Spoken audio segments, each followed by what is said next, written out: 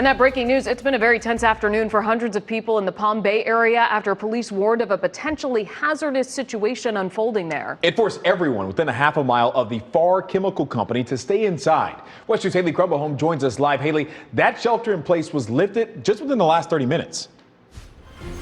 Yeah, that's right. Just within the last half hour, like you said, but this did impact a number of people on top of that shelter in place. We know that they had to evacuate the folks here at Far Chemical, as well as about 2 businesses close by. We know this all happened after some sort of release or spill from one of the chemical storage units here at Far Chemical. Now, Palm Bay Fire says 2 businesses, like I said, near the plant and the plant itself had to be evacuated. Also, there was that shelter in place. Now, the first that the police department posted about this incident was around 4 o'clock today, saying there were no reported injuries. And the fire department said they were told that the release is not hazardous to health or the environment, so the shelter in place was a precaution until hazmat could confirm everything was okay.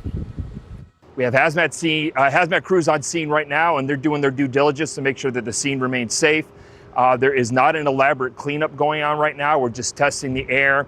We're testing the ground around the spill in the container just to make sure that everything is safe.